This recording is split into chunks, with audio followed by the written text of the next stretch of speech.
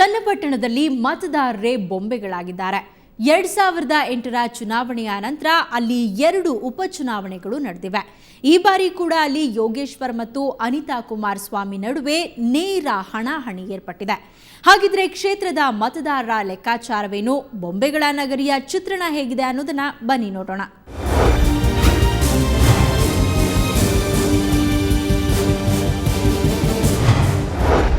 ಚನ್ನಪಟ್ಟಣ ವಿಧಾನಸಭಾ ಕ್ಷೇತ್ರ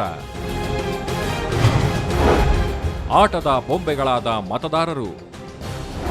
2008ರ ವಿಧಾನಸಭಾ ಚುನಾವಣೆಯ ಬಳಿಕ ಬೊಂಬೆಗಳ ನಗರಿ ಚನ್ನಪಟ್ಟಣ ತಾಲೂಕಿನ ಮತದಾರರ ಪರಿಸ್ಥಿತಿ ಅಕ್ಷರಶಃ ಆಟದ ಬೊಂಬೆಗಳಂತಾಯಿತು. ಕಳೆದ 5 ವರ್ಷಗಳಲ್ಲಿ 3 ಬಾರಿ ಶಾಸಕರನ್ನ ಆಯ್ಕೆ ಮಾಡಲು ಕ್ಷೇತ್ರದ ಜನರನ್ನ ಬೊಂಬೆಗಳಂತೆ ಬಳಸಿಕೊಳ್ಳಲಾಗಿದೆ.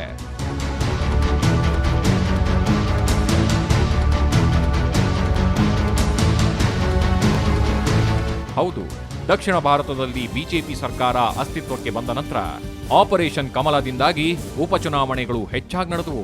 2008-2013ರ ನಡುವಿನ ಅವಧಿಯಲ್ಲಿ ಚನ್ನಪಟ್ಟಣ ಕ್ಷೇತ್ರ ದೇಶದ ರಾಜಕೀಯ ಇತಿಹಾಸದಲ್ಲೇ ಹಲವು ಚುನಾವಣೆಗಳಿಗೆ ಸಾಕ್ಷಿಯಾಗಿದೆ.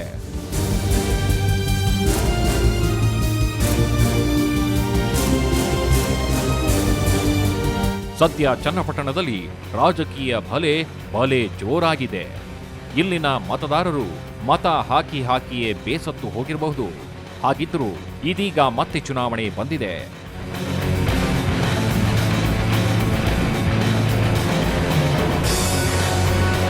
ಉಪಚುನಾವಣೆಯಲ್ಲಿ ಬಿಜೆಪಿಯಿಂದ ಗೆದ್ದಿದ್ದ ಯೋಗೇಶ್ವರ್ ಬಿಜೆಪಿಗೆ ಗುಡ್ ಬೈ ಹೇಳಿದ್ದಾರೆ.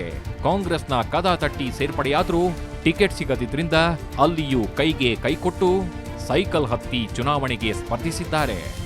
ಮಹಿಳಾ ಮತದಾರರೇ ಹೆಚ್ಚಿರುವ ಈ ಕ್ಷೇತ್ರದಲ್ಲಿ ಜೆಡಿಎಸ್ ಲಾಭವನ್ನ ಪಡೆದುಕೊಳ್ಳಲು ಮುಂದಾಗಿದೆ. ಹಾಗಾಗಿ ಕುಮಾರಸ್ವಾಮಿ ತಮ್ಮ ಪತ್ನಿ ಅನಿತಾ ಅವರನ್ನ ಕಣಕ್ಕಿಳಿಸಿದ್ದಾರೆ.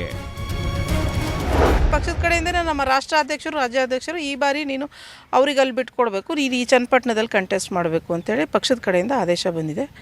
ಅವ್ರು ಯಾವ ರೀತಿ ಆದೇಶ ಕೊಟ್ಟಿದ್ದಾರೆ ಪಕ್ಷದ ಕಡೆಯಿಂದ ನಾನು ಆ ರೀತಿ ಪಾಲಿಸ್ತಾ ಇದ್ದೀನಿ. ಬೇರೆಯವ್ರಿಗೂ ನಮಗೂ ಹೋಲಿಕೆ ಮಾಡೋಕ್ಕಾಗಲ್ಲ.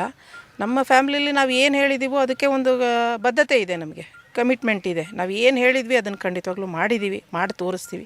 ಅದು ಪಕ್ಕದಲ್ಲಿರೋ ರಾಮನಗರದಲ್ಲಿ ಆಗಿರುವಂಥ ಕೆಲಸ ಕಾರ್ಯಗಳೇ ಸಾಕ್ಷಿ. ಕಾಂಗ್ರೆಸ್ ಮತ್ತೆ ಕ್ಷೇತ್ರ ಕೈವಶಕ್ಕೆ ಕಸರತ್ತು ನಡೆಸಿದೆ.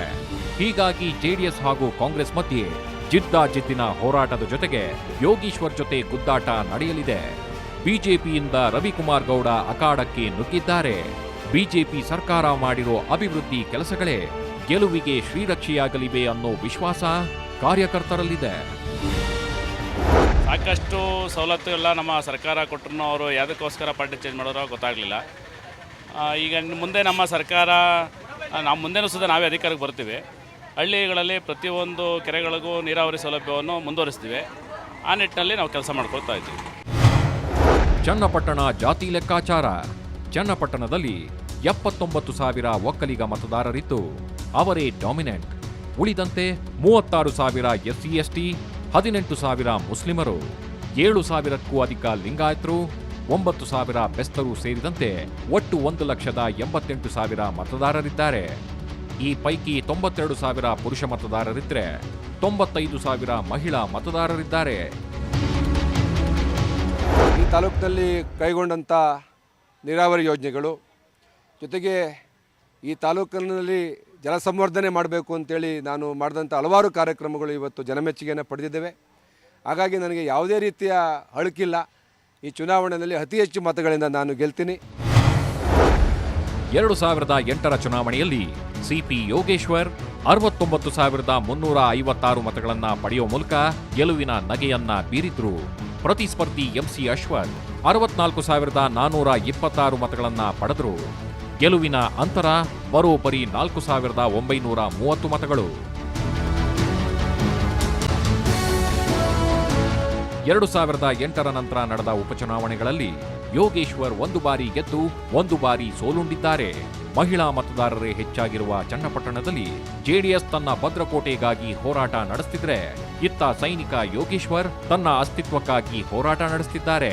ಸಮಬಲದ ಹೋರಾಟವಿದ್ರು ಪದೇ ಪದೇ ಪಕ್ಷಾಂತರ ಕುತ್ತು ತಂದು ಕೊಡುತ್ತಾ ಅಥವಾ ಕ್ಷೇತ್ರ ಬದಲಾವಣೆ ಕುತ್ತು ತರುತ್ತಾ ಅನ್ನೋದಕ್ಕೆ ಮತದಾರನೇ ಉತ್ತರ ಕೊಡಬೇಕಾಗಿದೆ.